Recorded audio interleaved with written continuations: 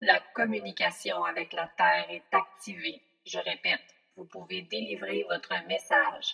La communication avec la Terre est activée. Chère Cobette, chers satellites, bienvenue dans ton podcast. Surfer sur les étoiles filantes, c'est un podcast pour les TDAH et ceux qui vivent avec une personne atteinte de TDAH. En fait, ici, on met de l'avant le positif du TDAH en interviewant plusieurs personnes atteintes adultes qui vont te permettre de voir que finalement, c'est pas si pire que ça avoir un TDAH. Mon nom est Joanie et je suis ton hôte. Ton hôte dans un podcast, mais aussi je suis intervenante avec cette clientèle, que ce soit chez les jeunes ou les adultes. Je t'invite à bien t'asseoir et à être prêt pour le décollage. Nous décollons dans 3, 2, 1. Décollage. Aujourd'hui, épisode 1, il faut bien commencer quelque part.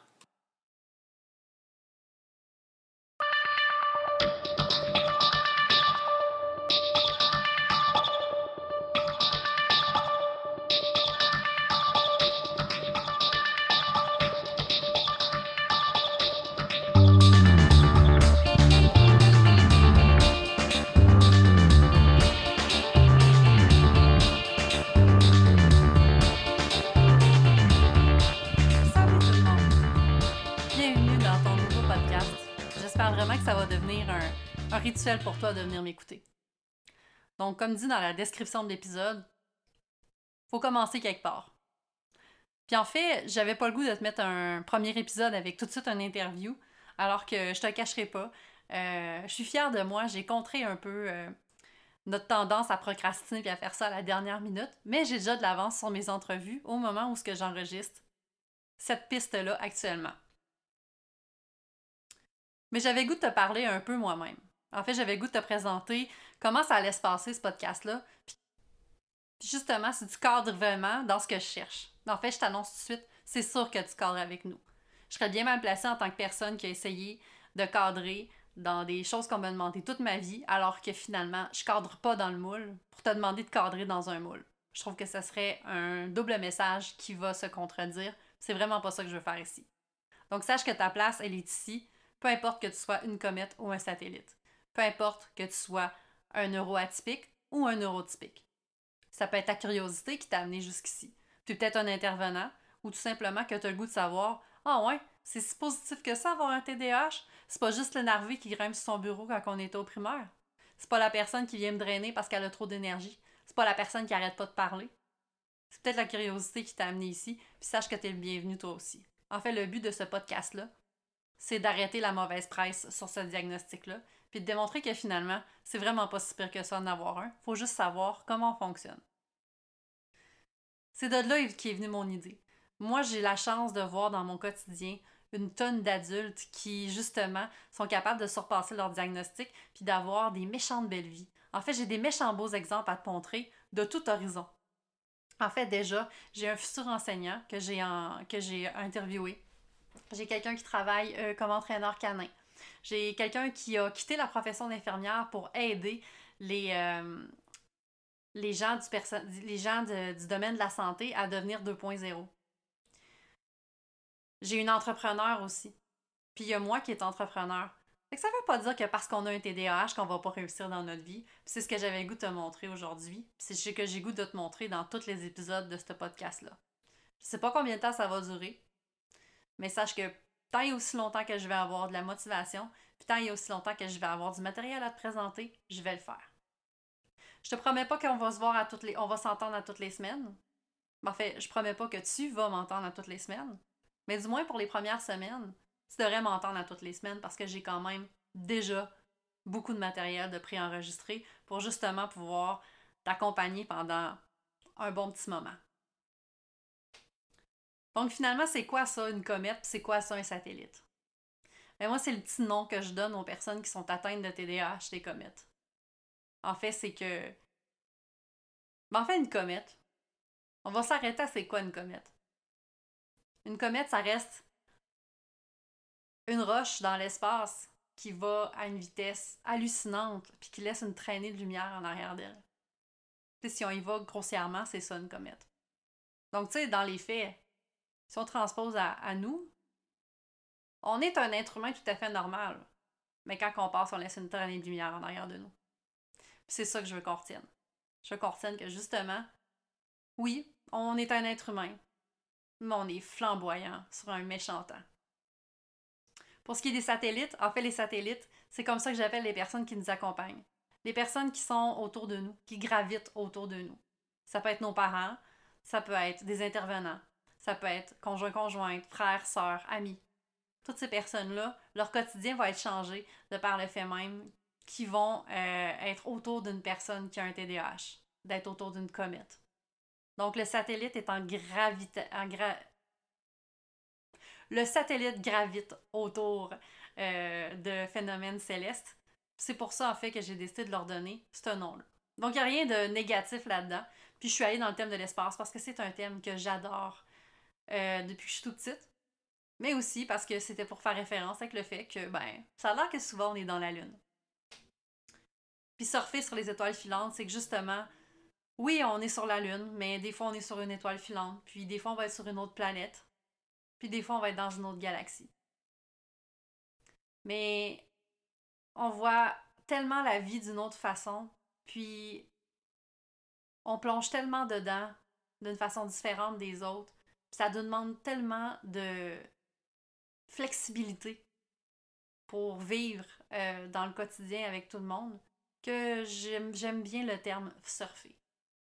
Donc ça fait le tour un peu de l'univers de ce podcast-là, c'est que justement, c'est de surfer sur les étoiles filantes, puis ça s'adresse principalement aux comètes et aux satellites. Mais comme je te disais tout à l'heure, tout le monde est le bienvenu. Donc la façon que ça va procéder en fait pour ces épisodes-là, c'est que je m'engage à respecter une vingtaine de minutes par épisode. Pourquoi 20 minutes? C'est que c'est la durée générale d'attention d'une personne lorsqu'elle va écouter quelque chose. Donc moi, je veux pas tomber dans quelque chose de trop lourd, je veux pas tomber dans quelque chose de trop long, puis que finalement, tu vas juste m'écouter en bruit de fond, puis tu retiendras pas le message que j'essaie de te passer. Donc chaque épisode va tourner autour d'une vingtaine de minutes. Ce qui fait que mes entrevues avec mes invités vont se détailler en 3 épisodes. Un épisode plus sur leur enfance, leur parcours. Après ça, un autre épisode où comment ils vivent présentement. Là, jusqu'à maintenant, c'est juste des adultes que j'ai interviewés. Donc, on parle de leur vie adulte, parcours professionnel, comment ils vivent ça, comment ça se passe dans leur tête.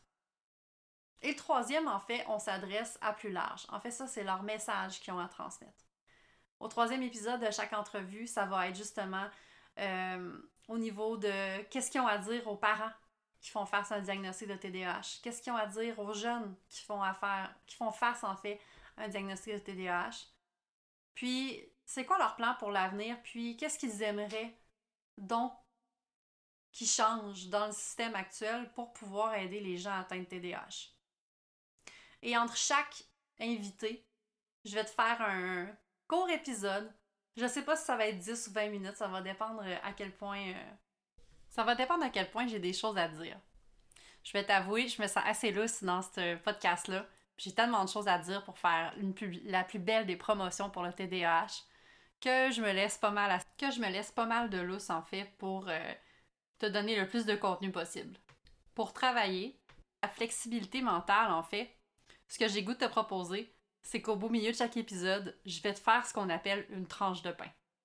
Une tranche de pain, c'est tout simplement une anecdote que j'ai goût de te raconter en fait, pour un petit peu pimenter l'épisode, mais aussi pour t'aider à diversifier ton attention.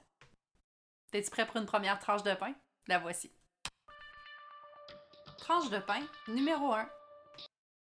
Vivre avec une personne ayant un TDAH, c'est faire face à des situations qui peuvent être hors de l'entendement, puis ça demande un certain laisser-aller. En fait, moi, je suis en couple depuis 6 ans avec la même personne. On est mariés depuis 4 ans.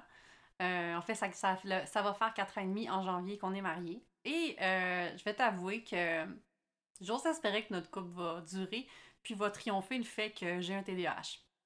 Alors ça, c'est quelque chose que je vais te parler dans un autre épisode, mais le taux de divorce et de séparation chez les gens atteints de TDAH est plus fort que les neurotypiques. Donc, il faut avoir quand même l'esprit ouvert puis s'attendre à peut-être faire des découvertes qu'on va peut-être pas comprendre puis il faut peut-être laisser faire le questionnement. Mais moi, dans mon cas, pendant longtemps, j'ai longtemps eu une problématique que je laissais traîner mes pintes de lait sur le comptoir. Si vous saviez la quantité de pintes de lait que j'ai perdue, ça avait juste pas de bon sens. Puis il y a même à des moments de ma vie où j'étais chez moi toute la journée, dans un air ouvert, à voir la pinte de lait toute la journée sur le comptoir, sans jamais réagir, puis sans jamais me questionner à comment ça la pinte de lait sur le comptoir. Moi, elle faisait juste, je vais vraiment utiliser un québécisme, mais merger dans la décoration. On a eu beaucoup de discussions là-dessus, moi et mon conjoint, puis on en a eu des chicanes. De comment ça, j'oubliais tout le temps la pinte de lait. Puis moi, tout ce que je finissais par répondre, c'est ben écoute, elle est belle là, si tu veux, je te le dise. Donc, ça fait partie de moi, ça fait partie de mon quotidien. Il y a des choses que je vais faire que même des fois, quand je me rends compte que je l'ai fait, ben, je fais comme, ben voyons, comment ça j'ai fait ça? Mais ça va tellement vite dans nos têtes que des fois, il y a des actions qui sont posées par impulsivité, par inattention. Puis, ça fait quand même des bonnes anecdotes.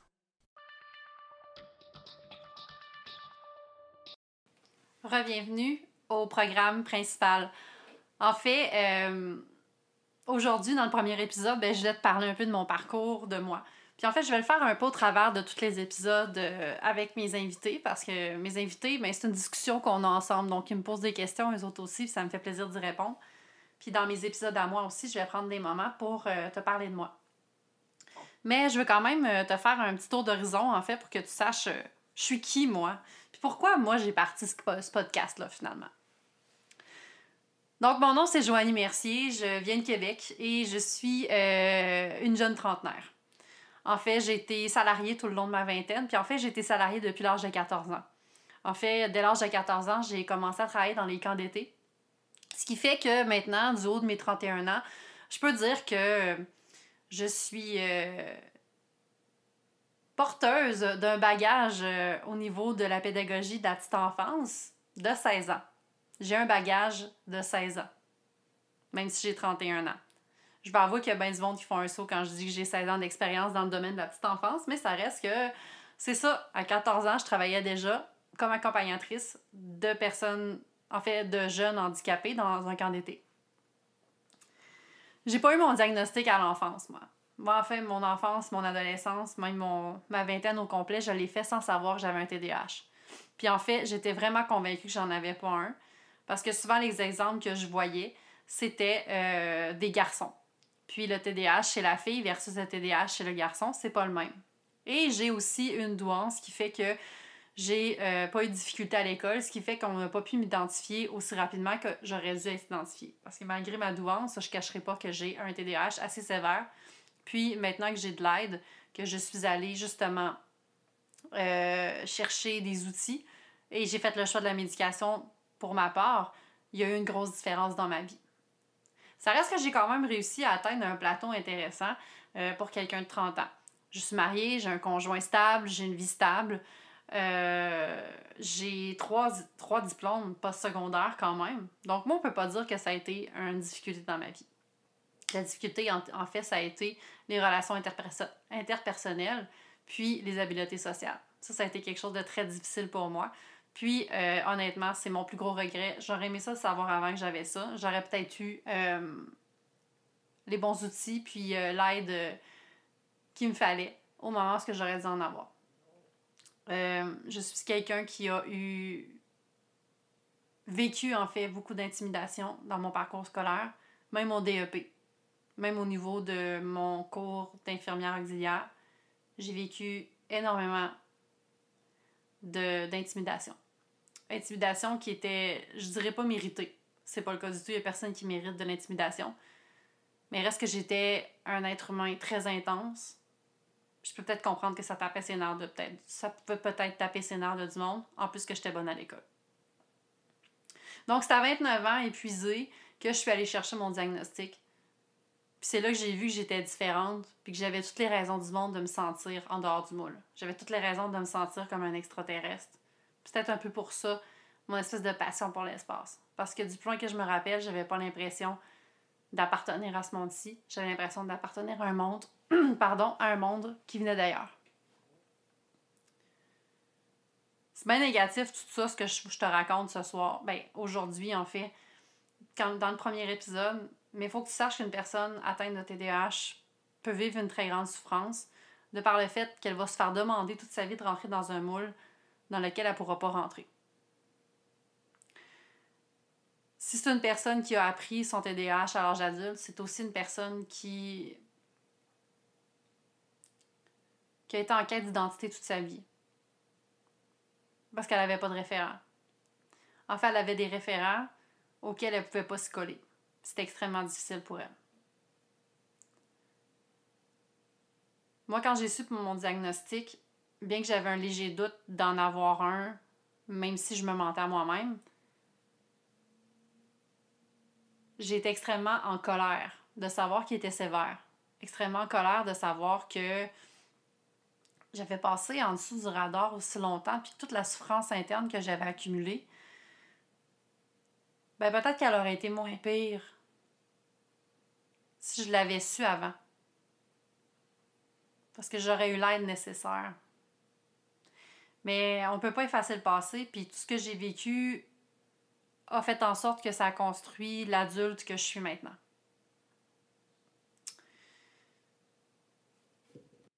Puis pour faire face à cette frustration-là, en fait, moi, ce que j'ai eu le goût de faire, c'est de prendre le taureau par les cornes, puis j'y suis allée dans la quête de connaissances.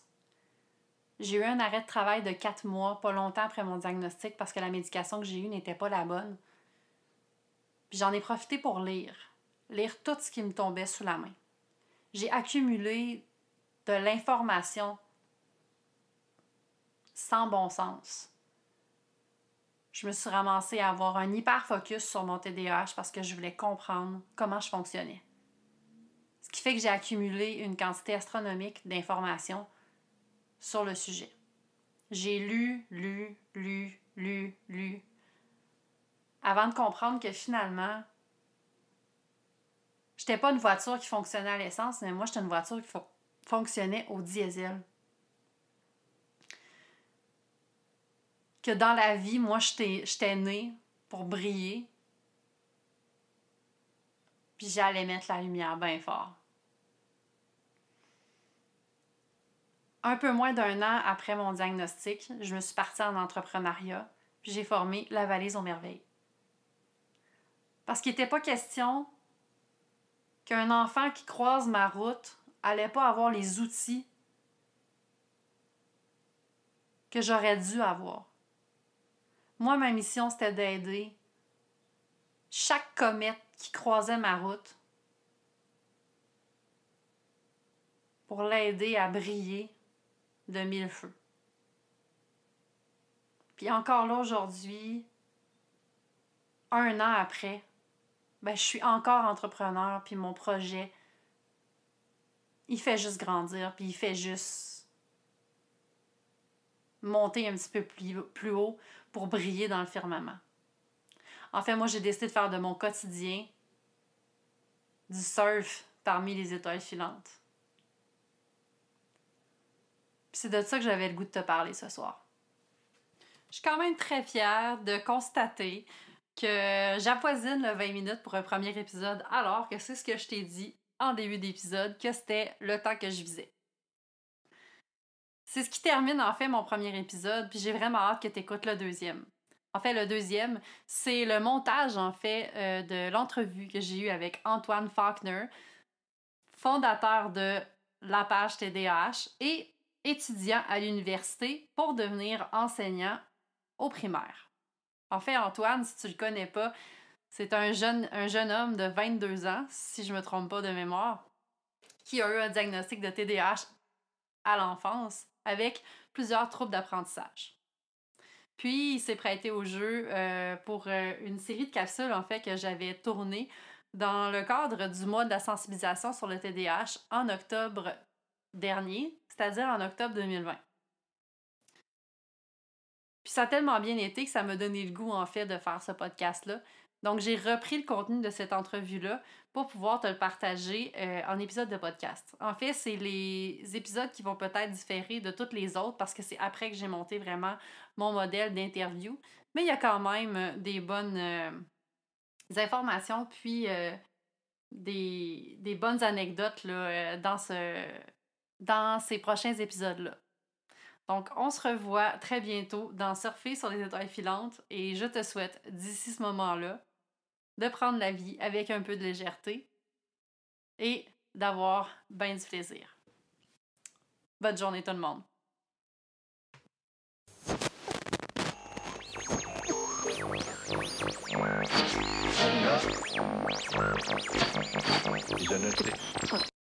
Connexion terminée. Je répète, connexion terminée. Tu as aimé ce que tu as entendu? Viens me rejoindre sur lavaliseauxmerveilles.com ou sur la page Facebook de La Valise aux Merveilles.